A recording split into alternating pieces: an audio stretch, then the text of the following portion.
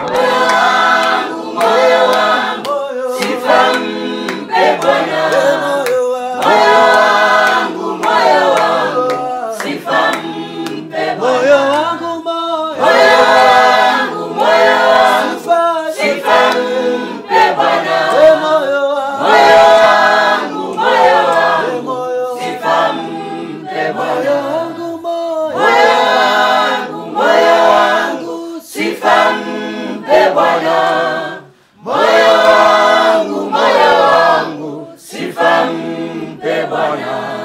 Endelea kumtukuza Mungu katika hali hiyo, usinyamaze. Asante Bwana kwa wema na fadhili zako. Asante kwa mapenzi yako mema kwa ajili yetu, Bwana. Tunakutukuza kwa namna ambavyo Bwana unatutendea aliyo makuu. Pokea sifa na utukufu na heshima na adhama katika jina la Yesu Kristo Nazareti hai. Mioyo yetu Bwana inakuadhimisha kwa matendo yako makubwa kwetu, kwa damu ya Yesu Kristo Nazareti hai. Asante kwa wema na fadhili zako. Mioyo yetu Bwana inakuadhimisha kwa matendo makubwa. Tumekuja mbele zako kukurudishia huo utukufu na heshima. Rapahanderebo shataya karabasheterebo shataya. Tumekuja kukurudishia utukufu, maana wewe ndiye mfalme wa utukufu. Asante kwa wema wako, asante kwa fadhili zako. Tumekuja kukupa utukufu, maana wewe ndiye mfalme wa utukufu. Kwa damu ya Yesu Kristo, kwa jina la Yesu Kristo, tumekuja kukupa utukufu kwa damu ya Yesu Kristo Nazareti hai. Pokea utukufu na heshima na adhama kwa damu ya Yesu Kristo. Tunaliadhimisha jina lako mahali hapa Bwana. Tunakutukuza wewe peke yako Bwana, maana hakuna Mungu mwingine zaidi ya kwako. Tunaliadhimisha jina lako, tunakutukuza wewe ndiye mfalme wa utukufu kwa damu ya Yesu Kristo. Tunakutukuza mahali hapa Bwana. Tunaliadhimisha jina lako mahali hapa Bwana, wala hapana Mungu mwingine zaidi ya kwako. Pokea utukufu na heshima na adhama kwa damu ya Yesu Kristo Nazareti, kwa jina la Yesu Kristo. Pokea utukufu na heshima na adhama. Pokea Bwana, pokea Bwana, pokea Bwana, ukapate kuwa pamoja nasi mahali hapa. Usituache peke yetu, mfalme wa falme, kwa damu ya Yesu Kristo Nazareti hai. Asante Bwana, asante Bwana, asante Bwana, asante Bwana, asante Bwana, asante Bwana. Asante kwa mapenzi yako mema Bwana. Asante kwa namna ambavyo umejidhihirisha kwenye ibada hii Bwana. Nasi tumeuona utukufu wako, nasi tumeiona neema yako, kwa damu ya Yesu Kristo Nazareti hai, kwa jina la Yesu Kristo Nazareti hai. Pokea sifa na utukufu na heshima. Sisi tupungue Bwana, lakini wewe uongezeke kwenye ibada hii. Utupe neema ya mafunuo, utupe neema ya kutufunulia akili zetu, nasi tukapate kuelewa na maandiko, katika jina la Yesu Kristo Nazareti hai.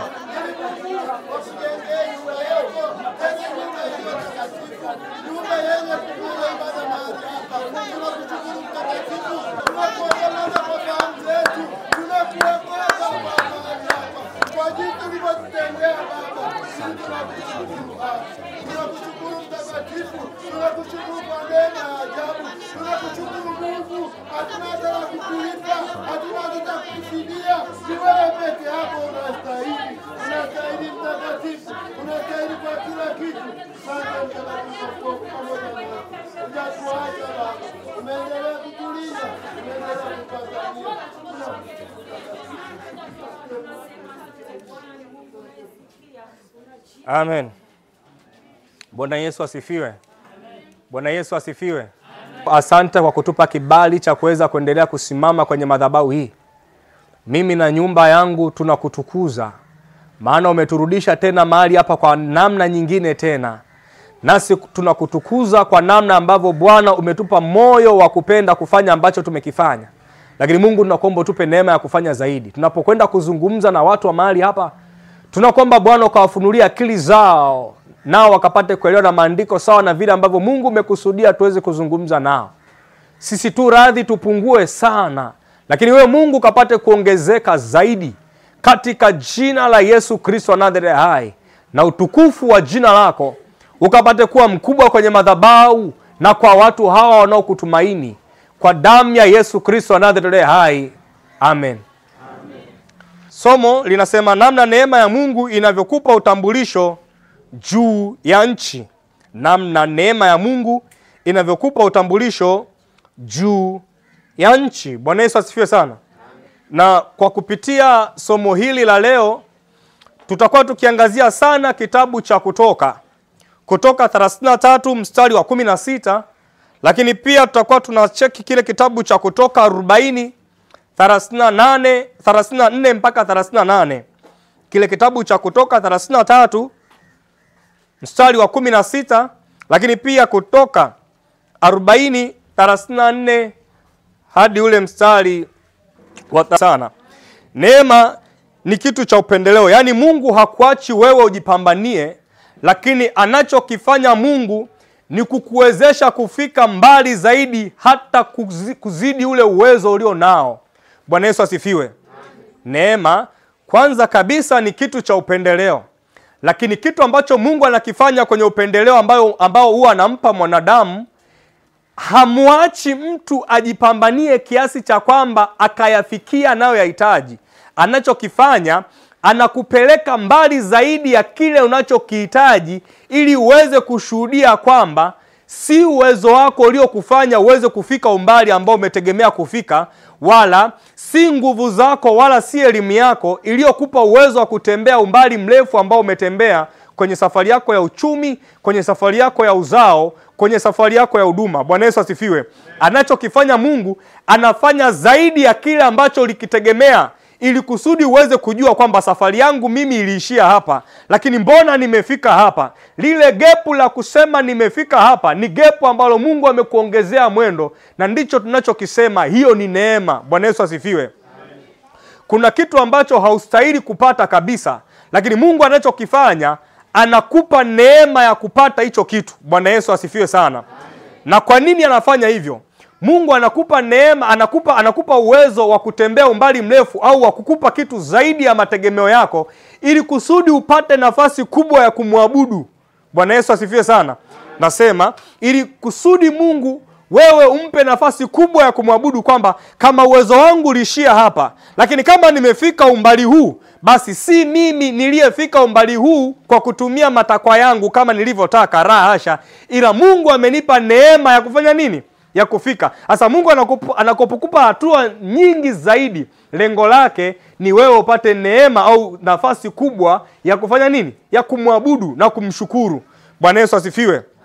Mahali pengine nimeambia kwamba kitendo cha kuto kumshukuru Mungu ni kiburi cha hali ya juu. Ni kana kwamba unamwambia Mungu, hata kama usingefanya, mimi ningeweza kufanya nini? Kufanya. Bwana Yesu asifiwe. Ukiona unakosa kumshukuru Mungu, ujue umefikia kiwango kikubwa cha kiburi, kiasi cha kumwambia Mungu, hata usingefanya, mimi ningefanya nini? Ningefanya. Na ndio maana Mungu akaweka neema, ili utambue kwamba umbali ambao siwezi kusafiri, Mungu amenisafirisha, basi natakiwa kumshukuru Mungu, kwa sababu pasipo yeye nisingeweza kusafiri huu umbali ambao nimefanya nini? Nimesafiri. Bwana Yesu asifiwe sana. Kuna bwana mmoja mwenye nyumba alikuwa anatoa ujira kwa juu ya habari ya shamba lake. Bwana Yesu asifiwe. Kwenye kile kitabu cha Mathayo 29:16 anasema alitoka mida ya saa 3, kuna watu walioajiri. Saa 6 kuna watu walioajiri. Bwana Yesu asifiwe. Saa 9 kuna watu alifanya nini? Aliwaajiri. Lakini saa 11 kuna watu walifanya nini? Aliwaajiri. Lakini cha ajabu sana ambacho kimeandikwa kwenye kitabu cha Kutoka, kitabu cha Mathayo 20, Biblia inasema wote aliwapa ujira huu. Bwana Yesu asifiwe sana. Tusome kile kitabu cha Mathayo 20:19. Kile kitabu cha Mathayo 20 kuanzia mstari wa 15. Mathayo 20 kuanzia mstari wa 15 mpaka 16. Mstari ule wa 15 Biblia inasema hivi. Mstari wa 14 Biblia inasema, chukua iliyo yako, ende zako, napenda kumpa huyu wa mwisho sawa na wewe. Bwana Yesu asifiwe. Anasema chukua iliyo yako, uende zako, napenda kumpa huyu wa mwisho sawa na wewe. Bwana Yesu asifiwe. Mstari wa 15 anasema, si halali yangu kumtumia vilivyo vyangu kama nipendavyo? Au jicho lako limekuwa ovu kwa sababu ya mimi kuwa mwema? Bwana Yesu asifiwe. Mstari wa 16 Biblia inasema, vivyo hivyo wa mwisho atakuwa wa kwanza, na wa kwanza atakuwa wa mwisho. Mstari wa 15 nimeupa vyangu, si halali yangu kutumia vilivyo vyangu kama nipendavyo? Au jicho lako limekuwa ovu kwa sababu ya mimi kuwa mwema? Bwana Yesu asifiwe. Anasema si halali yangu mimi kuvitumia vitu vyangu nilivyo navyo kama nipendavyo. Vitu ni vya kwangu, si ndio? Kwa nini unipangie mimi kuvitumia? Bwana Yesu asifiwe.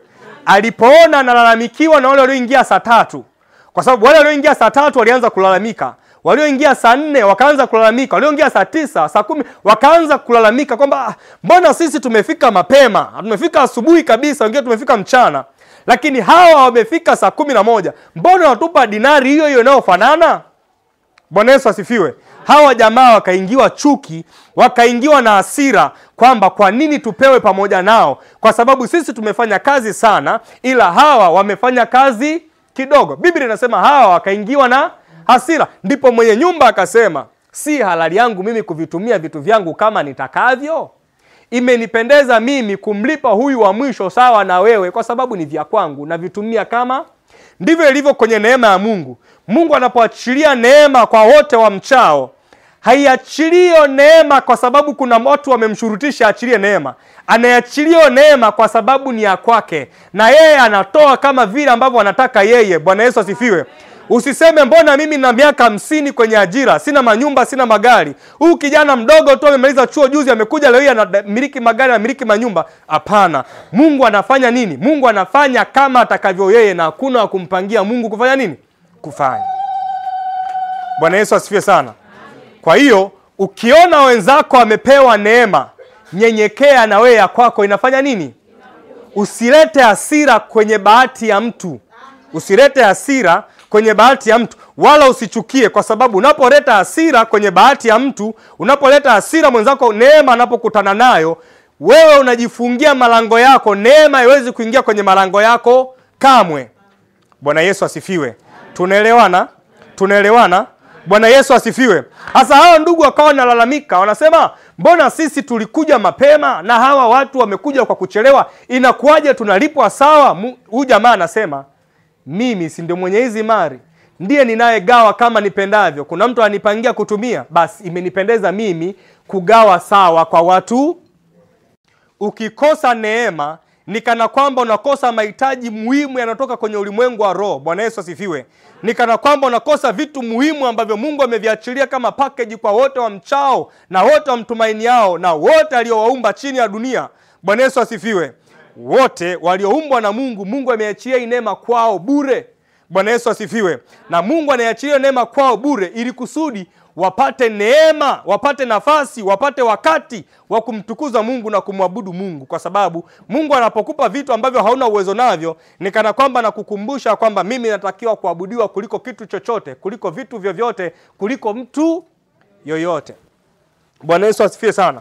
Kwenye kile kitabu cha Ebrania 4:16, kile kitabu cha Waebrania 4:16, Biblia inasema basi na tukikaribia kiti cha neema kwa ujasiri, ili tupewe rehema na kupata neema ya kutusaidia wakati wa mahitaji. Basi na tukikaribia kiti cha neema kwa ujasiri, ili tupewe rehema na kupata neema ya kutusaidia wakati wa nini? Kwa hiyo kumbe ukichukua rehema ukaunganisha na neema, kitu ambacho unakipata ni nini? Mahitaji. Ukichukua neema ukajumlisha na rehema, jibu lake ni nini? Ni mahitaji. Na ndio maana Biblia inasema na tukikaribia kiti cha na tukaribie kiti cha neema kwa ujasiri, ili tupewe rehema. Hicho kiti cha neema tukikikaribia kwa ujasiri, kitu cha kwanza Biblia inasema tutapewa rehema. Tukisha kupewa rehema, rehema ni huruma za Mungu. Tukisha kupewa rehema, cha pili tutapewa neema ya kutusaidia wakati wa nini? Wa mahitaji. Kwa hatua ya kwanza ambayo nataka kuifanya ni kukaribia kiti cha rehema kwa ujasiri. Bwana Yesu asifiwe. Ni kukikaribia kiti cha rehema kwa ujasiri. Anasema ukisha kikaribia hicho kiti cha rehema, Biblia inasema utapewa rehema, utapewa na neema itakao kusaidia wakati wa mahitaji. Kumbe sasa mahitaji yetu yamefungwa kwenye nini? Kwenye neema. Bwana Yesu asifiwe. Unaweza kuwa unapambana kutafuta vitu katika ulimwengu wa mwili, lakini usipotafuta Mungu akupe neema, usipotafuta Mungu akupe rehema, unaweza kujikuta kwamba mahitaji yako yanakuwa ni vigumu kuyapata, kwa sababu neema ya Mungu haijakutosheleza. Kwa hiyo tunatakiwa tukikaribie kiti cha neema kwa ujasiri, na tutakapokikaribia hicho kiti cha neema kwa ujasiri, ndipo tutakapopata neema na rehema itakayotusaidia wakati wa mahitaji. Kwenye kile kitabu cha Petro wa kwanza 5:5, Petro wa kwanza kile 5:5, Petro wa kwanza 5, Biblia inasema hivi: vivyo hivyo ninyi vijana watiini wazee, naam ninyi vyote jifungeni unyenyekevu, mpate kuhudumiana, kwa sababu Mungu huwapinga wenye kiburi, lakini huwapa wanyenyekevu neema. Bwana Yesu asifiwe. Biblia inasema Mungu huwapinga wenye kiburi, lakini anachokifanya ni kuwapa wanyenyekevu nini? Neema. Bwana Yesu asifiwe. Kwa hiyo ukitaka neema iweze kutokea kwenye maisha yako, kitu cha kwanza ambacho unatakiwa kukijenga na kumwomba Mungu akusaidie ni kutengeneza ile hali ya kunyenyekea mbele za Mungu, lakini pia hali ya kunyenyekea mbele ya wanadamu ambao Mungu amewaumba. Bwana Yesu asifiwe. Ukitaka Mungu akupe neema, kwa sababu tumekubaliana kwamba mahitaji yetu yamefungwa kwenye rehema na neema. Bwana Yesu asifiwe. Na tukasema kwamba ukichukua rehema na neema unapata mahitaji. Bwana Yesu asifiwe. Sasa hiyo neema inapatikanaje? Biblia inasema Mungu wapinga wenye kiburi, huwapa neema nini? Wanyenyekevu. Bwana Yesu asifiwe. Kwa kitu cha kwanza, ili uweze kupata neema mbele za Mungu, unatakiwa kwanza kujenga hali ya unyenyekevu ndani yako. Mnyenyekee Mungu. Bwana Yesu asifiwe. Cha pili, wanyenyekee watu wote ambao Mungu amefanya nini? Amewaumba. Tunakubaliana? Bwana Yesu asifiwe. Biblia inasema hivi, kuna watu kule mbinguni Mungu atawakataa. Na Mungu atasema hivi, nilipokuja kwenu uchi, hamkufanya nini? Hamkunivisha. Nalipokuwa na njaa, hamkufanya nini? Hamkunilisha. Tafsiri yake ni nini? Tafsiri yake ni kwamba Mungu sometimes anaweza akaja kwa mfumo wa mwanadamu aliyemuumba kuja kwako. Sasa unapomdharau mtu ambaye Mungu amemuumba, unapokosa unyenyekevu kwake, ni kana kwamba unajifungia malango ya neema, Mungu asikupe mahitaji yako yaliyofungwa kwenye hiyo neema. Kwa nini? Kwa sababu una kiburi. Cha pili, umeshindwa kuwanyenyekea na kuwatii wale wote ambao Mungu amewaumba. Bwana Yesu asifiwe. Mungu anakuja wakati mwingine kwa mfumo wa wanadamu. Bwana Yesu asifiwe sana. Kwa lazima tuweze kuelekezana kwamba tunazungumza kwa juu habari ya neema. Sasa neema inapatikanaje? Na tumeambiwa kwamba neema ya Mungu ipo, nayo iko bure, imemwagwa bure. Kwa nini? Kwa watu wote. Bwana Yesu asifiwe. Sasa kama imemwagwa bure, ni nini natakiwa kufanya hiyo neema iwe kwangu? Kwa sababu ni kitu ambacho hakinunuliki. Ni kitu ambacho kinahitaji uchukue hatua ili kusudi uwe nacho. Bwana Yesu asifiwe. Hasa ili uweze kupata neema na Mungu kukupa wewe kibali, cha kwanza ni kujenga hali ya unyenyekevu ndani yako. Bwana Yesu asifiwe. Bwana Yesu asifiwe. Bwana Yesu asifiwe. Tumeelewana kwa juu habari ya neema, watumishi wa Mungu? Tumeelewana kwa juu habari ya neema, watumishi wa Mungu? Sasa kile kitabu cha Kutoka 33 ule mstari wa 13 mpaka 16, Biblia inasema basi sasa na kuomba, ikiwa nimepata neema mbele zako, unionyeshe njia zako, nipate kujua, ili nipate neema mbele zako. Ukakumbuke ya kuwa taifa hili ndilo watu wako. Akasema, uso wangu utakwenda pamoja nawe, nami nitakupa raha. Naye akamwambia, uso usipokwenda pamoja nami, usituchukue kutoka hapa. Mstari wa 16 anasema, kwa maana itajulikanaje kuwa nimepata neema mbele zako, mimi na watu wako, hii sio kwa sababu unakwenda pamoja nasi, hata mimi na watu wako tutengwe na watu wote walio juu ya uso wa nchi. Bwana Yesu asifiwe sana. Musa alikuwa anaomba ruhusa kutoka kwa Mungu, au anaomba kibali kutoka kwa Mungu kwamba safari wanayoiendea kule nchi ya ahadi ambayo Mungu amewaidia, Musa alikuwa anaomba aweze kutembea na Mungu na hawa wana wa Israeli waweze kuwa na uwepo wa Mungu kwenye safari yao. Bwana Yesu asifiwe. Haya alikuwa ni maombi ya Musa akimuomba Mungu kwamba safari wanayoielekea basi uso wa Mungu au waweze kutembea na Mungu kwenye safari yao yote. Bwana Yesu asifiwe sana. Na upenda sana mstari wa 13. Anasema, basi sasa na kuomba, ikiwa nimepata neema mbele zako. Sema ikiwa nimepata neema mbele zako. Sema ikiwa nimepata neema mbele zako. Unionyeshe njia zako. Nipate kukujua. Ili nipate neema mbele zako. Ukakumbuke ya kuwa taifa hili ndilo watu wako. Bwana Yesu asifiwe sana. Amen.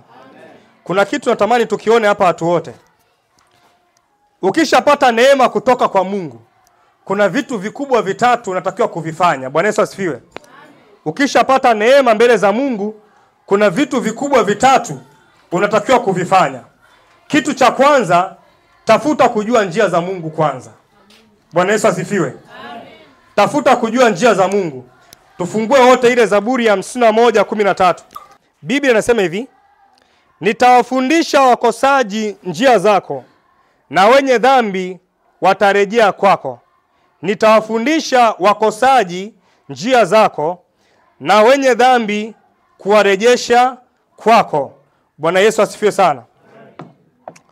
Nitawafundisha wakosaji njia zako. Kwa hiyo kitu pekee, wanadamu yoyote aliyeumbwa na Mungu ana uwezo wa kukosea muda, lakini mtu anaweza akamkosea Mungu, au mtu anaweza akamkosea mtu mwingine kwa sababu bado hajajua huyu mtu anapenda vitu gani.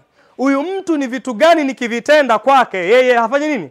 Hapendi. Lakini ukipewa maelekezo kutoka kwa watu kwamba mtu fulani au mtu huyo yeye mwenyewe akaamua kuambia kwamba bwana, mimi 1 2 3 sivipendi, ila ukinifanyia 1 2 3 napendezwa navyo, utakuwa makini kwenye kutenda hayo aliyokuambia ili usifanye nini? Usimkosee. Bwana Yesu asifiwe. Hasa Biblia kwenye kitabu cha Zaburi ya 51:13 anasema nitawafundisha wakosaji njia zako. Anasema atawafundisha wakosaji njia za nani? Za Mungu. Bwana Yesu asifiwe. Tafsiri yake ni nini? Tafsiri yake ni kwamba hataki watu waendelee kumkosea nani? Atawafundisha wakosaji njia za Mungu. Hataki wakosaji waendelee kumkosea Mungu, kwa sababu wakosaji watakapofundishwa kwa juu habari ya mapenzi ya Mungu, wakosaji watakapofundishwa kwa juu habari za Mungu, watayatenda yaliyo ya Mungu ili wasimkosee nani? Bwana Yesu asifiwe. Watatenda yaliyo ya Mungu ili wasimkosee Mungu. Ndio maana nikasema kitu cha kwanza, Mungu anapokupa neema, tafuta kujua njia zake ili utende yaliyo mapenzi ya Mungu, usimkosee Mungu, na hiyo neema isiondoke. Bwana Yesu asifiwe. Kwa sababu Mungu kukupa neema ni jambo moja, ila neema ya Mungu iendelee kubaki juu yako ni jambo jingine. Bwana Yesu asifiwe sana. Hasa moja ya sababu ya neema ya Mungu iendelee kujaa kwako na isipunguke ni wewe kutafuta mapenzi ya Mungu, ni wewe kutaka kujua njia za Mungu, ni wewe kutaka kujua pattern za Mungu, ili kusudi uenende na kuyatenda yale yaliyo ya Mungu. Na kwa bahati nzuri, ukiyatenda yaliyo ya Mungu, unakuwa unampendeza Mungu na wanadamu. Bwana Yesu asifiwe. Kwa hiyo usihangaike sana kuwapendeza watu. Ukihangaika sana kuwapendeza watu, utajikuta unayatenda na kuwapendeza walio watu, lakini ukamchukiza Mungu. Bwana Yesu asifiwe. Lakini zuri zaidi ni kutenda yaliyo ya Mungu na kumpendeza Mungu, kwa sababu ukimpendeza Mungu umependeza na nani? Ukiona mtu anachukia wewe kutenda yale yanayompendeza Mungu, basi huyo sio wa upande wa Mungu na hawezi kukupeleka popote. Bwana Yesu asifiwe. Na hawezi kukupa chochote kitakachokuwa urithi wa mataifa. Hawezi kukupa chochote ambacho vizazi vyako vitajivunia kwa wewe kutembea na huyo mtu, sio kutembea na Mungu. Bwana Yesu asifiwe. Sehemu zingine niliwaambia kwamba Mungu anapoamua kutoa kitu cha rohoni kukupa wewe, kitu cha kwanza anachokifanya Mungu anakikatia hicho kitu bima. Bwana Yesu asifiwe. Mungu anapotaka kukupa uchumi mzuri, kitu cha kwanza anatafuta vitu vinavyoimarisha uchumi wako, alafu anavikatia bima. Tafsiri yake ni nini? Tafsiri yake ni kwamba hivyo vitu visipotee, kwa sababu agano la Mungu ni agano la milele. Mungu anapoweka agano na mtu, anaweka agano ambalo vizazi vyake huyo mtu vitakuta. Bwana Yesu asifiwe. Na ndio maana nikasema Mungu anapoamua kutoa vitu vya rohoni kukupa katika ulimwengu wa mwili, huwa pia anakata na bima kwa ajili ya hivyo vitu. Bwana Yesu asifiwe. Na kazi ya bima ni kuvifanya hivyo vitu viendelee kudumu. Na hata dhoruba ikija, kazi ya bima ni kuvirudisha hivyo vitu katika hali ya kwanza visipotee. Bwana Yesu asifiwe. Na ndio maana Mungu akaweka ahadi kubwa kwa Ibrahim. Mungu anasema ameikuza ahadi yake kuliko jina lake lote. Bwana Yesu asifiwe. Mungu anakuahidi kitu ambacho hicho kitu akifutiki kwenye uso wako, labda wewe ndio uamue kujifuta kwa Mungu. Bwana Yesu asifiwe. Ndio maana nikasema Mungu akiamua kutoa vya rohoni akavileta kwenye ulimwengu wako wa mwili uvimiliki, anavikatia bima. Ila shetani akiamua kukunufaisha na vitu vyake vya rohoni, Bwana Yesu asifiwe, anachokifanya ni kukupa ahadi wewe kuendelea kuishi navyo mpaka muda wako utakapoishi. Ukifa tu na hilo agano limeishia hapo. Bwana Yesu asifiwe. Ukifa, ukiweka agano na shetani, utakapokufa agano limeishia hapo. Uzao wako hawezi kurithi. Tumeona watu wengi sana ambao wamepata utajiri kupitia waganga wa kienyeji au kupitia mapepo. Pindi wanapokufa zile mali zinafanya nini? Lakini Mungu wetu hayuko hivyo. Akikupa, anakupa si kwa ajili yako, ni kwa ajili ya uzao wako wote. Kwa hiyo jifunze sana kutafuta kumpendeza Mungu na kutafuta njia za Mungu ambazo zitakufanya wewe umpendeze Mungu na wanadamu, ili usipoteze ile neema ambayo Mungu amekupa. Kwa sababu ukipoteza neema mbele za Mungu ni kana kwamba umepoteza dhahabu. Kwa sababu ukipoteza neema umepoteza kibali. Bwana Yesu asifiwe. Kwa sababu kichwa cha somo kinasema neema inatutambulisha juu ya nchi. Kama Mungu akikupa neema, sehemu yoyote utakayokwenda, kabla wewe haujajitambulisha kwa hao watu, Mungu anafanya kazi ya kukutambulisha nani? Wewe. Hata kama hauna qualification, hata kama hauna vigezo ya kitu chochote ambacho jamii inakihitaji, lakini Mungu atakachokifanya ni yeye kukupa wewe vigezo kwenye hicho kitu, ili kusudi hao watu wakuone wewe ni bora kuliko watu. Bwana Yesu asifiwe sana. Bwana Yesu asifiwe. Bwana Yesu asifiwe. Tunakwenda vizuri. Kwa hiyo tafuta kumpendeza Mungu ili akupe neema. Na neema ya Mungu inakuja na mahitaji yako. Kwa sababu tumesoma, tumeona tukikaribia kitu cha neema kwa ujasiri ili tuweze kupata neema na rehema. Tukaribia kitu cha rehema kwa ujasiri ili tuweze kupata neema na rehema itakao tusaidia wakati wa nini? Wa mahitaji. Kwa hiyo tumesema neema inatusaidia kupata mahitaji yetu. Kwa unapopoteza ile neema mbele za Mungu, unapokengeuka na kutembea katika njia ambazo zimpendezi Mungu, ni kana kwamba unapoteza neema au unapoteza kibali, na ni kana kwamba unapoteza mahitaji yako muhimu ambayo yanakusaidia wewe kusustain katika ulimwengu huu wa nini? Wa kawaida. Au ukipoteza neema mbele za Mungu, umepoteza kitu cha thamani kubwa. Kwa sababu hata utakapopambana kufanya kazi kwa bidii, utakuwa ukipata mshahara lakini unaweka kwenye mfuko uliofanya nini? Ili Mungu akufanyie bima, ili Mungu akukatie bima kwenye vitu ambavyo amekupa kwenye ulimwengu wake wa roho, alafu vikaja kwenye ulimwengu wa mwili, unatakiwa sana kujua mapenzi ya Mungu au kujua njia za Mungu. Na kwenye ile Zaburi ya 51:13, maana ya kutaka kujua njia za Mungu ni kutaka kumpendeza Mungu na usimkosee. Bwana Yesu asifiwe. Bwana Yesu asifiwe. Sababu ya pili ni kutafuta kumjua Mungu. Mungu anapokupa neema kubwa juu ya bali ya uso wa nchi, tafuta zaidi kumjua Mungu. Bwana Yesu asifiwe. Kwa sababu kadri Mungu anapokupa kitu, kuna kitu ambacho Mungu anataka wewe ufanye cha ziada kupitia hicho nini? Kitu. Bwana Yesu asifiwe. Kama ulikuwa na mtaji wa milioni 10, Mungu ghafla anakupa milioni 30. Tafuta kujua kwamba kwa nini Mungu amenipa milioni 30. Bwana Yesu asifiwe. Kwamba mbona wakati na milioni 10 nilikuwa niko fresh tu na sikuwa napungukiwa na chochote, mbona ameniongezea hiki? Bwana Yesu asifiwe. Tafuta kujua kwamba kwa nini Mungu ameniongezea kingine. Bwana Yesu asifiwe. Kwa sababu kadri unavyotaka kumjua Mungu, ndivyo kadri anavyozidi kujifunua kwako tofauti tofauti. Wengi tumesoma Agano la Kale, si ndio? Kwani Mungu amejifunua kwa jina moja kwenye Agano la Kale? Si amejifunua kwa majina tofauti tofauti? Na kadri Mungu alivyojifunua kwa jina moja kwenda jina lingine, lilikuwa na utukufu mkubwa kutoka jina moja kwenda jina. Sasa Mungu anapokutambulisha au anapojifunua, anapokuongezea neema kwako, anataka kwamba wewe ujue kwa nini amekuongezea, kwa nini amejifunua kwa upya, kwa nini amekuongezea hicho kitu kingine cha ziada ambacho haukuwa nacho, ambacho kinaitwa neema. Kwa hiyo Mungu akikupa neema, kitu cha pili, tafuta kujua na kumjua Mungu. Bwana Yesu asifiwe. Kama ulikuwa unamjua Mungu katika hali ya kawaida, tafuta kumjua katika hali kubwa zaidi kuliko namna ambavyo ulikuwa unamfahamu mwanzo.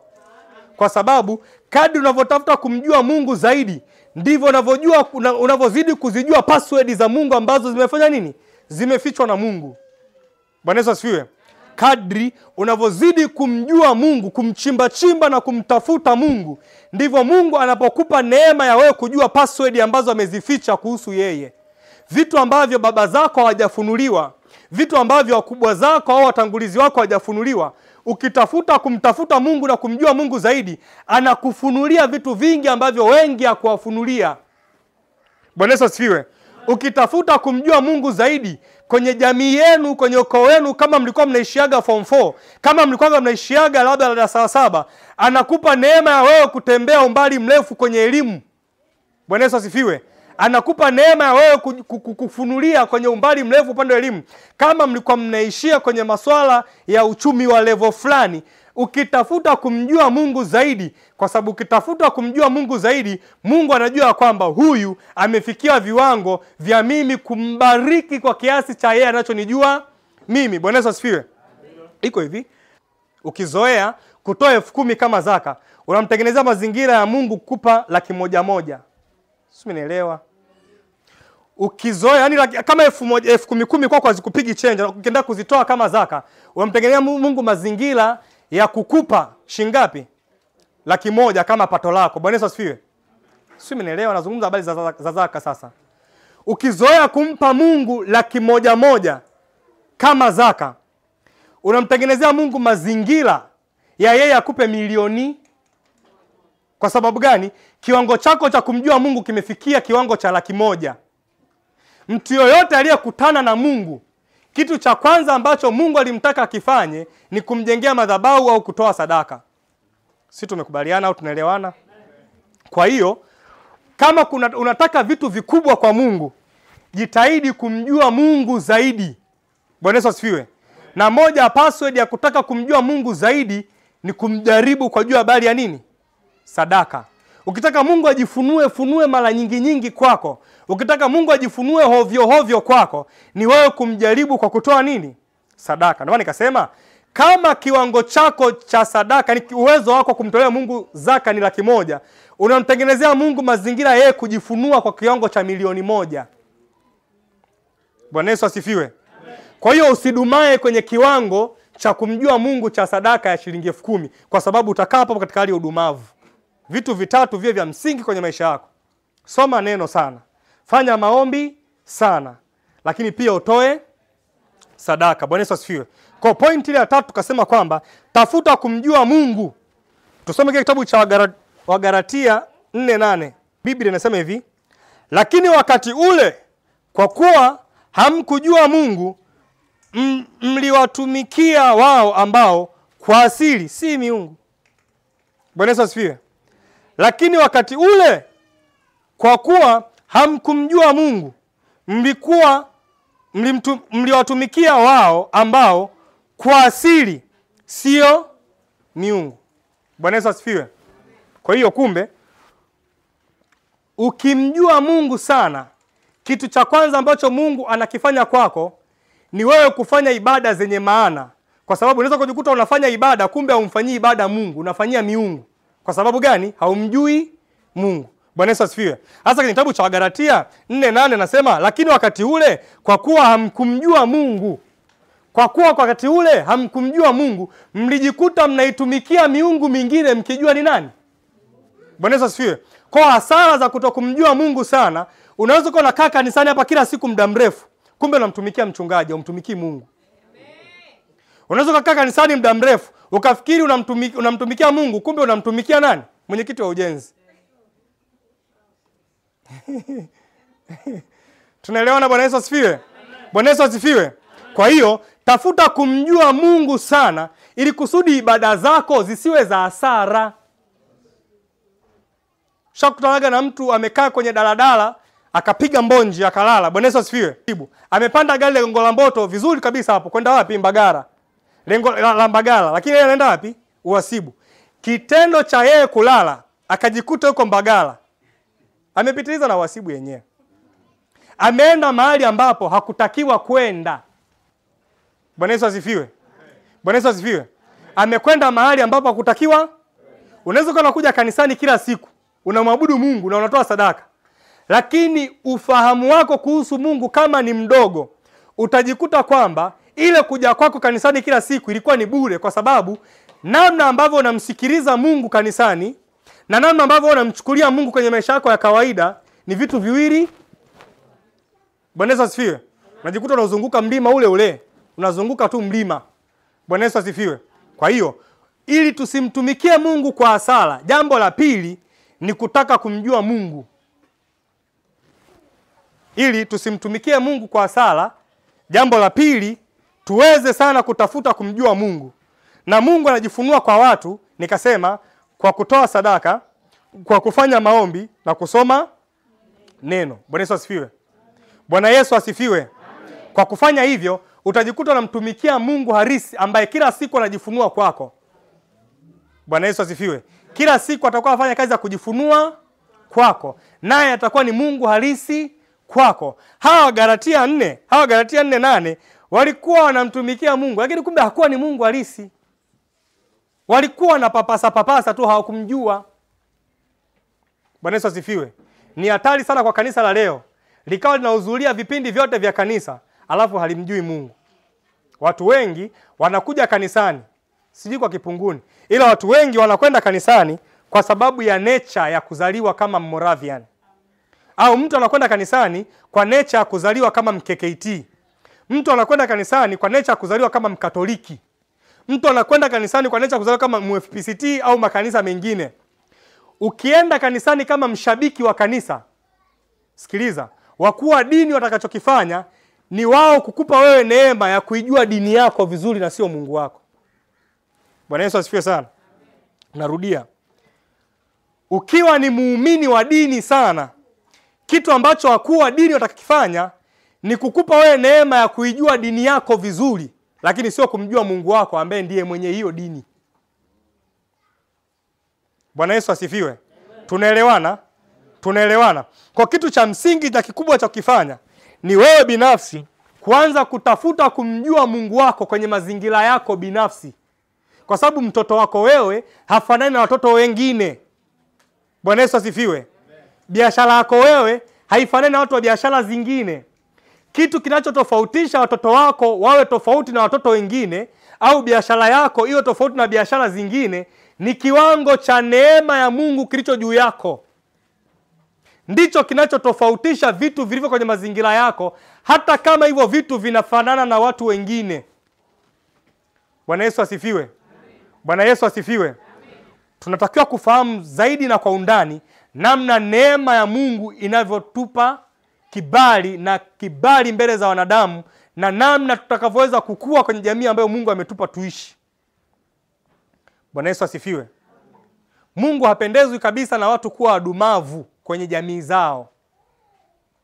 Kuna mtu mmoja akasema, si na wewe kama mtaani kwako ipo, wakati wewe unakuaga zamani, wakati unakuwa mpaka unakuwa mtu mzima, unaanzisha familia yako, lakini mpaka leo kuna yule mama ambaye alikuwa anakuziaga maandazi kule kijijini kwenu au kwenye mtaa wako ulikotoka kule, ni Mbeya au wapi, si ndio?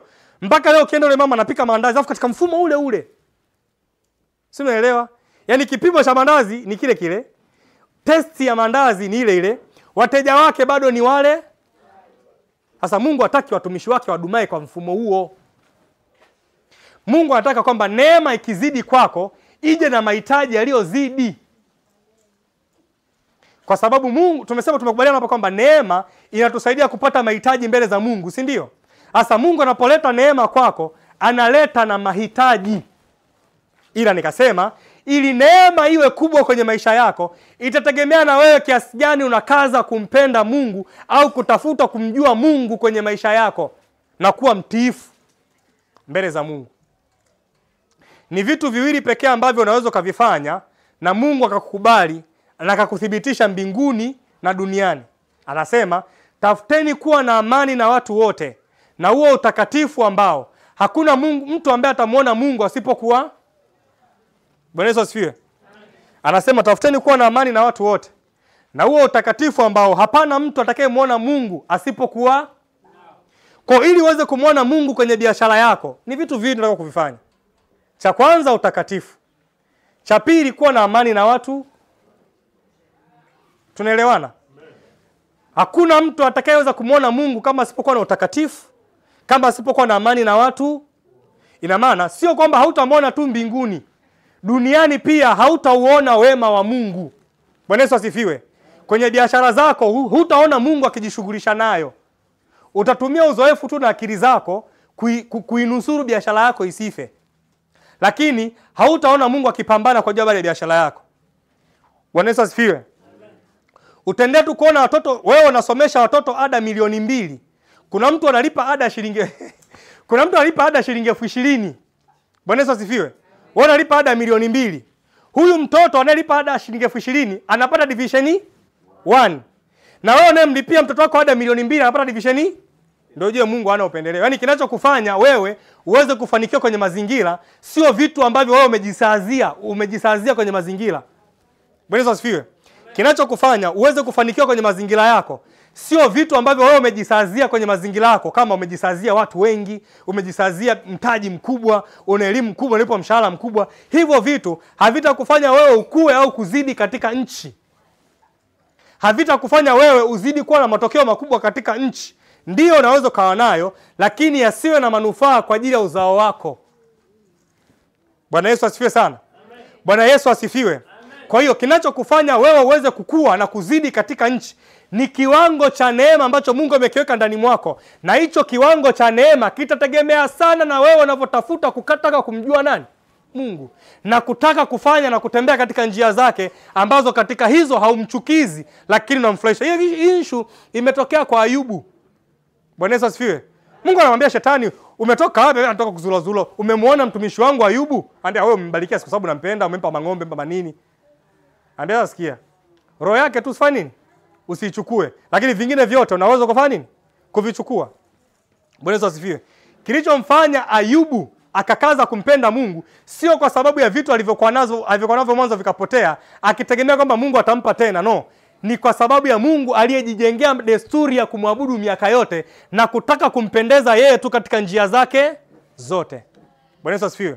Kuwa mwangalifu sana kwenye njia zako, kwa sababu njia zako ndizo zinazoweza kukupa hatima ya wewe kufanikiwa kimwili au kiroho. Bwana Yesu asifiwe. Bwana Yesu asifiwe. Bwana Yesu asifiwe. Hasa hao jamaa wa Galatia 4, kwenye hiyo Galatia 4:8, hawa jamaa Biblia inasema kitu sana, lakini wakati ule kwa kuwa hamkumjua Mungu mliwatumikia wao ambao kwa asili si miungu. Kwa jamaa walikuwa wanapiga walikuwa wanapoteza muda. Wanamtumikia Mungu wakifikiri wanamtumikia Mungu, kumbe wanawatumikia watu. Bwana Yesu asifiwe. Kumbe wanatumikia falme zingine. Lakini Mungu anasema ni kwa sababu hamkumjua nani? Mungu. Hasa this time watu tumejua Mungu halisi ni yupi.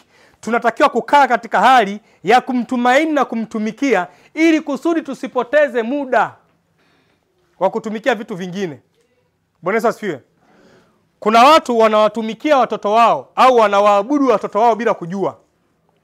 Yaani mtoto ndio kila kitu kwake. Mtu mwingine kazi ndio kila kitu kwake. Bwana Yesu asifiwe. Yaani mtu mwingine bosi wake ndio kila kitu. Yaani uko lazi ampendeze bosi, ampendeze mtoto, apendeze mke wake, lakini si kumpendeza nani? Yaani kile kitendo cha wewe kujenga hofu kubwa katika vitu vinavyokuzingira katika mazingira yako ni kana kwamba hivyo vitu unaviabudu, lakini sio nani? Sio Mungu. Kwa unaweza kuwa unafanya ibada kila siku na unakuwa na hofu kubwa na hizo ibada unazozifanya, lakini hizo ibada ni ibada ambazo Mungu hanufaiki nazo, ni kana kwamba wewe unakuwa unaviabudu vitu ambavyo viko kwenye mazingira ya hiyo ibada. Bwana Yesu asifiwe sana. Sasa Mungu hataki tupoteze muda. Anachokisema kipindi kile mlikuwa mnawatumikia wao kwa sababu hamkumjua Mungu. This time tumepata neema ya kumjua Mungu. Tunatakiwa kumtumikia Mungu katika viwango vya tofauti. Kama leo Mungu amekuonekania kwa viwango hivi, tafuta kumjua Mungu zaidi ili akuonekanie kwa viwango vingine. Kwa sababu tumesema neema ndio inatupa mahitaji. Sasa ili uweze kuwa mwingi au na utele wa mahitaji, itategemeana sana na wewe unakikaribiaje kiti cha rehema.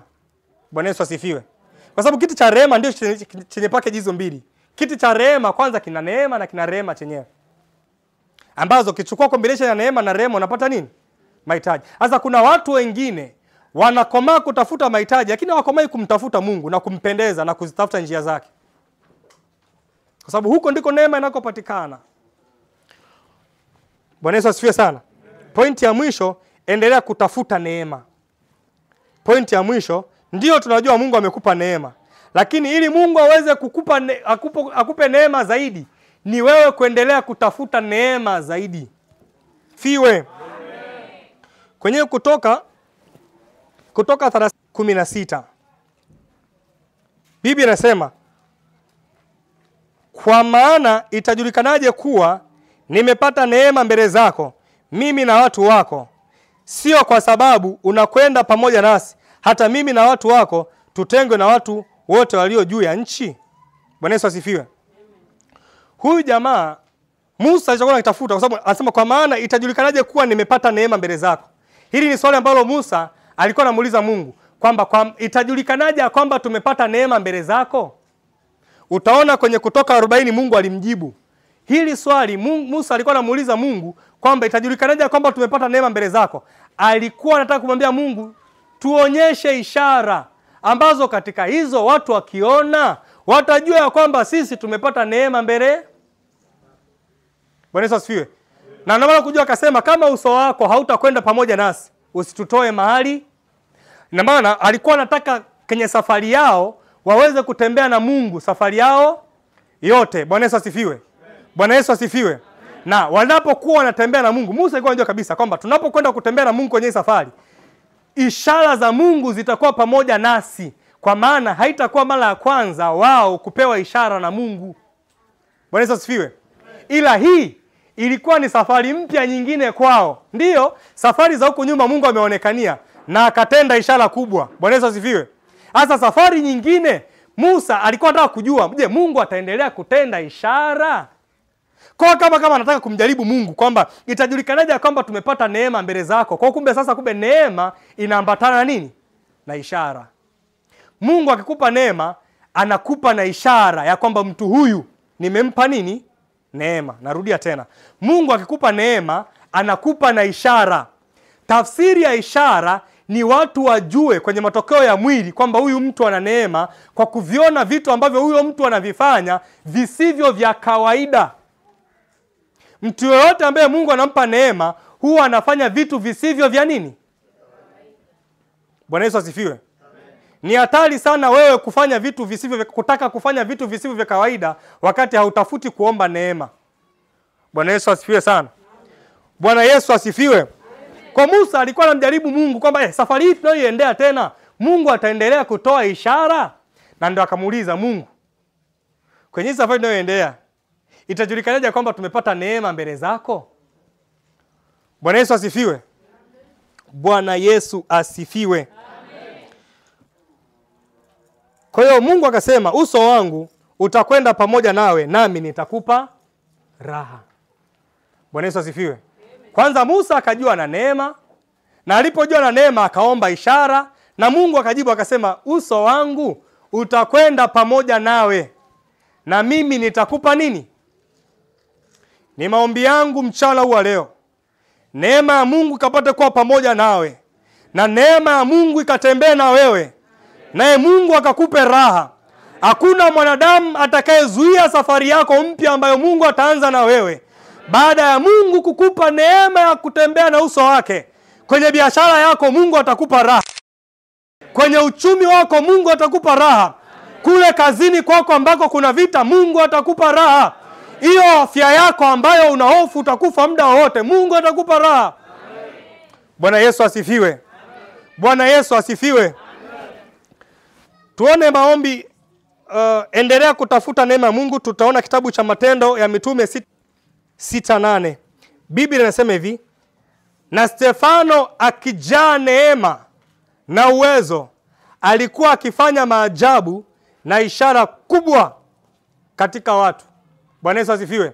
Biblia inasema na Stefano akijaa neema na uwezo alikuwa akifanya maajabu na ishara kubwa katika watu.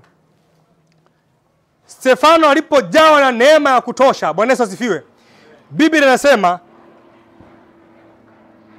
alipojaa neema na uwezo, alikuwa akifanya mambo ya ajabu. Kufanya mambo ya ajabu ni kufanya vitu ambavyo katika hali ya kawaida huwa havifanyiki. Yaani ukivifanya hivyo vitu watu wanataharuki. Bwana Yesu asifiwe. Yaani ukivifanya hivyo vitu watu wanabaki wanashangaa kwamba imewezekanaje. Bwana Yesu asifiwe. Kama vile ambavyo Mungu amefanya mambo ya ajabu Kipunguni, kwamba imewezekanaje watu wa mabati wanawaza ghorofa. Bwana Yesu asifiwe. Mungu akiachilia neema kwako, kitu cha kwanza atakachokifanya kwako, tumesoma huku, Musa alipogundua ya kwamba amepata neema, kitu cha kwanza ambacho alikiomba kwa Mungu ni ishara. Bwana Yesu asifiwe.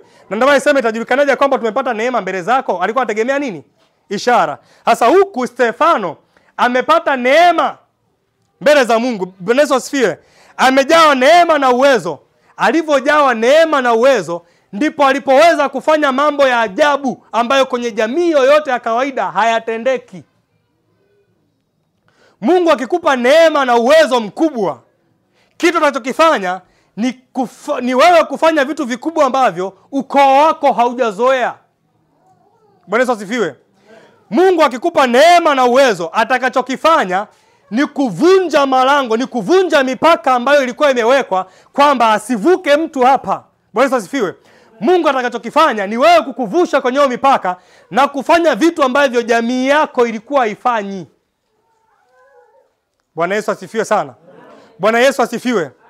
Hivyo, ukitaka Mungu akutendee mambo makubwa na ajabu kwenye biashara yako, kwenye kazi yako, kwa watoto wako, kwenye afya yako, ni wewe kuomba neema mbele za Mungu, ambazo hizo neema zikapate kuwa na uwezo.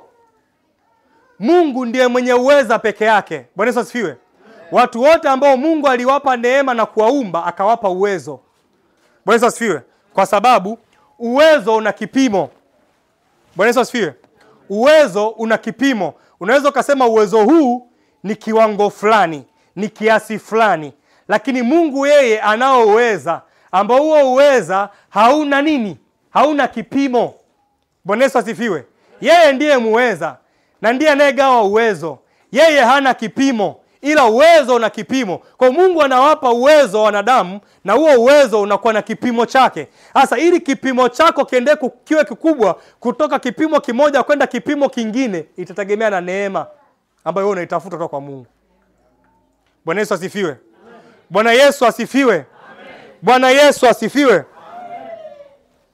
Sasa Stefano alijawa neema na uwezo, ndio akaweza kufanya mambo makubwa na ya ajabu ambayo kwenye hali ya kawaida hayakuweza kufanyika. Bwana Yesu asifiwe. Kwenye Kutoka 40:34, hapo tunaangalia maombi ya majibu ambayo Mungu alimjibu Musa wakati wa maombi yake. Bwana Yesu asifiwe. Kwa sababu huku si alimwambia Mungu, uso wako usipokwenda nasi usitoe mahali hapa. Bwana Yesu asifiwe. Na kana naomba uso wa Mungu utembee naye. Bwana Yesu asifiwe. Sasa Kutoka 40:34 mpaka 38. Biblia inasema, ndipo lile wingu likafunikiza hema ya kukutania, na huo utukufu wa Bwana ukaijaza maskani, wala Musa hakuweza kuliingilia hema la kukutania, kwa sababu lile wingu lilikaa juu yake, na huo utukufu wa Bwana ukajaza maskani. Na hapo lile wingu lilipoinuliwa kutoka juu maskani, lipo juu ya maskani, wana wa Israeli wakaenda mbele katika safari zao zote. Bali kama lile wingu halikuinuliwa wakati ule, hawakusafiri hata siku ile ilipoinuliwa tena. Bwana Yesu asifiwe. Kwa maana lile wingu lilikuwa juu ya maskani wakati wa mchana, na mlikuwa na moto ndani yake wakati wa usiku, mbele ya macho ya nyumba ya Israeli katika safari zao zote. Bwana Yesu asifiwe. Kwa Mungu akamwambia Musa, nitakwenda na wewe. Lakini Mungu alikwenda na Musa kwa mfumo wa nini? Wingu. Bwana Yesu asifiwe. Tunakubaliana kwamba hakuna mtu ambaye anaweza kumuona Mungu akaishi, si ndio? Kwa Mungu akaja kujifunua kwao kwa mfumo wa wingu, na lile wingu lilikuwa na utukufu wa Mungu ambao alikuwa ni Mungu mwenyewe. Biblia inasema siku ambapo lile wingu halikuinuliwa, wana wa Israeli hawakuondoka, hawakuendelea na nini? na safari. Tafsiri yake nyingine ni kwamba si kitu ambacho Mungu hakuwaambia wana wa Israeli wafanye, hawakufanya. Bwana Yesu asifiwe. Kwa mantiki nyingine ni kwamba hawa watu walikuwa wanaongozwa na Mungu 100%, na ndio maana katika njia zao zote walifanikiwa. Kwa sababu gani? Walifanya tu kile ambacho Mungu alitaka wao wafanye. Kama Mungu hakuwataka wao wafanye, wao hawakufanya. Bwana Yesu asifiwe. Sasa wanadamu wa leo watakapokuwa na elimu kubwa, watataka matokeo yao ya nje yaamuliwe na kiwango cha elimu yao. Bwana Yesu asifiwe. Yaani kama elimu yake na mruhusu kupita mali fulani, hata subiri tena Mungu aruhusu, atapita kwa sababu elimu yake na mruhusu kupita. Si mnanielewa? Bwana Yesu asifiwe. Unaweza kuwa daktari mzuri kabisa, na katika maisha yako ya udaktari haujawahi kufanya upasuaji mtu akafa. Lakini kama Mungu hajakuruhusu saa hii kumfanyia upasuaji mtu fulani, ukitaka kutumia taaluma yako na uzoefu wako, unaweza ukafanya upasuaji na ukaua mtu. Sio kwa sababu wewe sio daktari, ila ni kwa sababu ulitaka taaluma yako ndio itumike kumpasua mtu, na si Mungu aamue ni wakati gani na ni muda gani umpasue mtu. Tunaelewana? Kwa hiyo Mungu anafanya kazi zaidi ya taaluma tulizo nazo, zaidi ya uwezo tulio nao. Wana wa Israeli, kama Mungu hakuwaambia, kama lile wingu alikuinuliwa, hawakuondoka. Kama Mungu hakuwaambia waanze na safari, walikaa hapo hapo.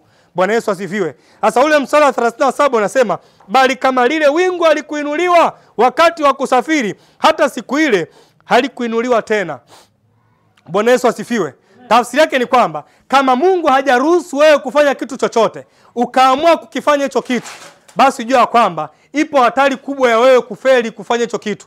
Na hicho kitu ukifeli, wewe upati, Mungu hapati, familia yako ipati. Na hata kama ukifanikiwa kufanya hicho kitu, kama Mungu hajaruhusu, wewe utapata, familia yako itapata, lakini hakitaweza kudumu, kitakufa.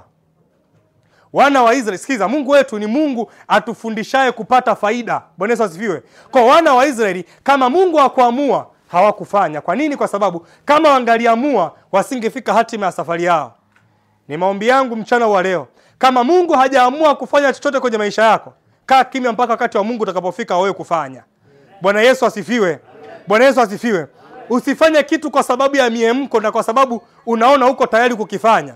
Ila fanya hata kama uko tayari kukifanya hicho kitu, una fedha, una watu, una kila kitu, na uko tayari kukifanya hicho kitu. Lakini kama Mungu hajakitaka ukifanye hicho kitu wakati huo, usifanye. Hata kama vitendea kazi vya kufanyia kazi hicho kitu unavyo. Bwana Yesu asifiwe.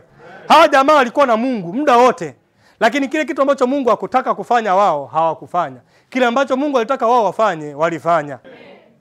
Sasa ndani ya lile wingu, Biblia inasema kulikuwa namo nini? Moto. Ndani ya lile wingu kulikuwa na moto. Sasa kazi ya moto ilikuwa ni nini? Bwana Yesu asifiwe. Kazi ya moto ilikuwa, tusome kile kitabu cha Matendo ya Mitume 2:1-3. Biblia inasema, hata ilipotimia siku ya Pentekoste, walikuwako wote mahali pamoja. Kukaja ghafla kutoka mbinguni uvumi kama uvumi wa upepo wa nguvu ukienda kasi, ukaijaza nyumba yote waliokuwa wameketi. Kukatokea ndimi zilizogawanyika kama ndimi za moto uliokalia kila mmoja wao. Wote wakajazwa Roho Mtakatifu, wakaanza kusema kwa lugha nyingine kama Roho alivyowajalia kutamka. Bwana Yesu asifiwe. Ili kanisa la kwanza, wakati wamejifungia, wakiwa nasubiri tayari kwa utayari wa huduma, Biblia inasema walishukiwa na ndimi za moto. Bwana Yesu asifiwe. Roho Mtakatifu alishuka kwao mithili ya ndimi za moto. Na ndimi za moto ziliposhuka kwao, walianza tayari kunena lugha nini? Lugha mpya. Tayari walipewa nguvu na utayari wa huduma, na kazi ya ule moto ilikuwa ni ulinzi kwao wa Roho Mtakatifu dhidi ya huduma nayo kwenda kuifanya. Na ndio maana kwenye ile wingu la Mungu kulikuwamo nao moto. Biblia inasema kwenye kitabu cha Kutoka nadhani 14:24, Mungu alipochungulia kutoka kwenye ule kwenye ule moto, ndipo alipowaona Wafilisti wanakuja, alafu Mungu akawaadhibu. Mungu alichungulia kutoka kwenye ule moto, ndipo akawaona Wafilisti. Nafikiri Kutoka 14:24. Biblia inasema ndipo Mungu alipowaona nani? Wafilisti, lakini Mungu alikuwepo kwenye ule nini? Ule moto. Roho Mtakatifu alipowashukia hao wanafunzi wake mithili ya ndimi za moto, ni Mungu mwenyewe aliwashukia hao wanafunzi wake. Bwana Yesu asifiwe. Bwana Yesu asifiwe. Lakini alikuja kwa mfumo kama moto. Bwana Yesu asifiwe. Kanisa la leo, ukitaka uweze kufanikiwa kwenye maisha, tumezungumza sana kujua habari ya neema, lakini ni wewe kuzaliwa mara ya pili, kwa sababu hata Yesu hata Yohana alisema, mimi nawabatizi nyinyi kwa maji, lakini yupo atakayewabatiza ninyi kwa nini? Ilikuwa kwa nini tubatizwe kwa moto? Kwa nini? Kwa sababu zamani hata kama walikuwa wanabatizwa kwa maji, walikuwa wanarudi katika hali ile ile ya makosa ya dhamani. Bwana Yesu asifiwe sana. Ina maana ukibatizwa kwa moto, kwa leo nisema kuokoka, Bwana Yesu asifiwe. Ukibatizwa kwa moto, Roho Mtakatifu anaingia ndani yako kwa mfumo kama wa moto, ndipo unaweza kupata nguvu hata ya kuteketeza takataka zote au misingi yote iliyokufunga usiweze kuendelea kiroho. Bwana Yesu asifiwe.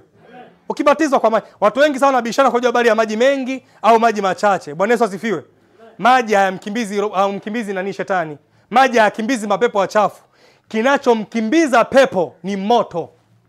Bwana Yesu asifiwe. Kinachomkimbiza pepo ni moto.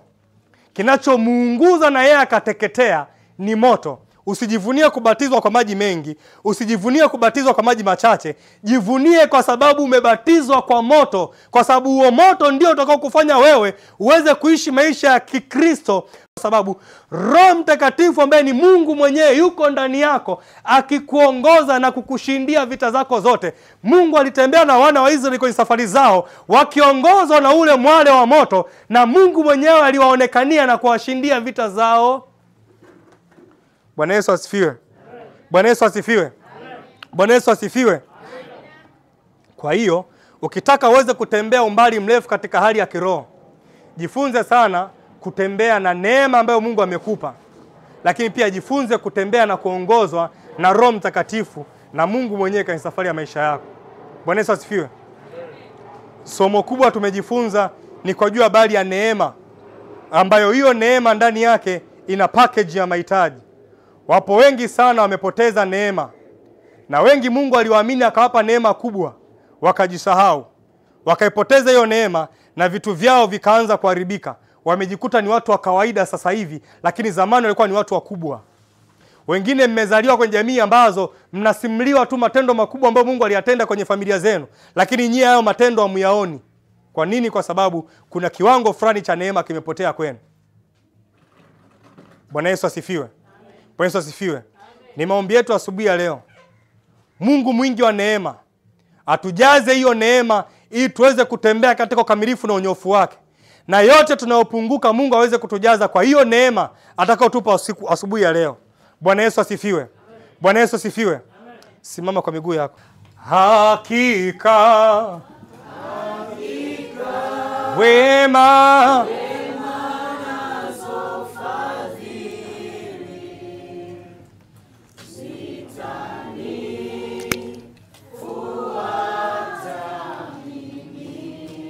nitaka nyumbani mwa Bwana siku zote za maisha yangu. Hakika wema nazo rapasha handa rabasha taya ripo shekete rebosha taya na mande ripo sekete rebosha taya. Neema yako Kristo ikatufuate watu wako asubuhi ya leo, kwa damu ya Yesu Kristo Nazareti hai, nasi tutakaa nyumbani mwako siku zote za maisha yetu, kwa damu ya Yesu Kristo Nazareti hai. Hakika wema nazo fadhili zitanifuata mimi, nitaka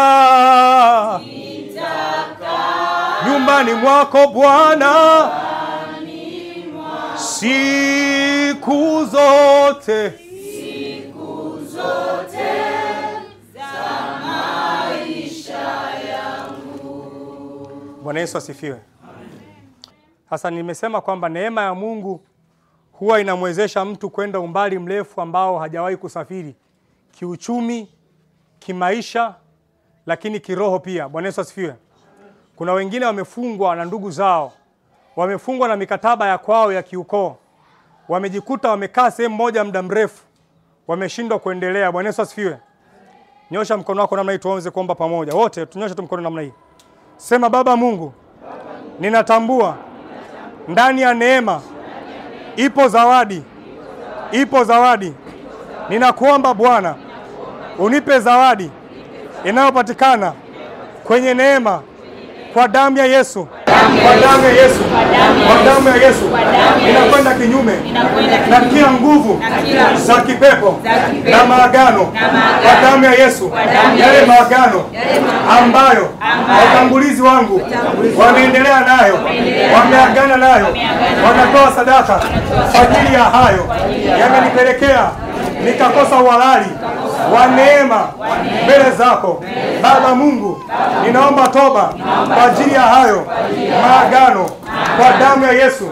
Kwa damu ya Yesu ninaomba toba kwa ajili ya hayo maagano kwa damu ya Yesu. Kwa damu ya Yesu, hiyo mikataba ambayo wameingia na shetani wala mimi sikuwepo, leo hii ninaomba toba kwa ajili ya mikataba. Kile ninachojua damu ya Yesu ilitununua. Bwana, ninaununua huo mkataba ambao watangulizi wangu waliingia nao. Ninaununua kwa damu ya Yesu. Kwa damu ya Yesu. Kwa damu ya Yesu. Kwa damu ya Yesu. Kwa damu ya Yesu. Kwa damu ya Yesu. Kwa damu ya Yesu. Wala nguvu za giza zisinishinde. Wala nguvu za giza zisinishinde. Lakini damu yako Yesu ikatambue mkataba mmoja tu nilioingia siku ya leo mahali hapa. Kwa damu ya Yesu. Kwa damu ya Yesu. Kwa damu ya Yesu ukatangulie nami. Ila wingu la moto nikatangulie kwenye biashara yangu, nikatangulie kwenye uchumi, nikatangulie kazini kwangu, nikatangulie kwa watoto wangu, nikatangulie kwa uzao wangu. Yeyote atakayeanzisha vita baada ya maombi ya siku ya leo, Bwana, akapigwe na hilo wingu la moto kwa damu ya Yesu. Kwa damu ya Yesu nikapate kuwa salama. Kwa damu ya Yesu. Kwa damu ya Yesu. Kwa damu ya Yesu. Asante kwa yote ulionipa kuzungumza na watumishi wako kwa juu ya habari ya neema, na kwamba neema ina viwango, lakini kiwango cha kwenda neema moja kwenda nyingine ni jukumu letu sisi sote ambao tunaitafuta hiyo neema, na kwamba Mungu kapate kuwapa neema hawa watu na kuwapa bidii ya kusoma neno na kuwapa bidii ya kukujua na kuwapa bidii ya kutafuta njia zako zaidi. Mungu ya kukujua wewe zaidi, na uwape neema zaidi katika jina la Yesu Kristo. Wametoa sadaka hii wakikutumaini ya kwamba wamenunua mikataba ya kipepo ya kifamilia na ukoo. Mwenyezi Mungu, na kuomba nguvu zozote za giza na za ukoo na familia zisiwafuatilie mara baada ya ibada hii, lakini Bwana, weka kiu ya maombi kwa ajili yao, nao wakatamie madhabahu zao, nao wakakulingane wewe kwenye maisha yao, wakaweze kutenda yale ambayo walikuwa hawezi kutenda. Walio wagonjwa wakaweze kupata kupona mara katika jina la Yesu Kristo. Kuna wengine wanakutumaini kwa magonjwa yao ambayo yamekuwa ni sugu na hospitali wamesema hawawezi kupona, lakini Mungu, kwa sadaka hii ninawaleta mikononi mwako. Wanakutumaini wewe Bwana, uwakumbuke, uwaponye na magonjwa yao, uwape neema ya ushuhuda, wakapate kuwa ushuhuda kwenye madhabahu hii, wakaje kukushukuru hapa kwa kupona magonjwa yao, wakaje kukushukuru wewe kwa kuongezea mtaji wa biashara zao, wakaje kukushukuru wewe kwa kuongezea cheo kazini kwao, wakakushukuru wewe kwa kuongezea mtaji wao kwa damu ya Yesu Kristo. Wengine wametoa sadaka kwa sababu ya watoto wao wanaowasumbua, lakini Mungu kapate kuwapa neno la ushuhuda ya watoto wao, kapate kuwa wakiri wema wa nguvu zako katika jina la Yesu Kristo Nazareti hai. Nalitukuza jina lako takatifu wewe Bwana, na neno lako ili sipate kwenda bure, lakini kamsaidie kila mmoja atakayetia maanani na atakayekusudia kutenda kama nafsi yake, Kwa damu ya Yesu nakushukuru. Amen.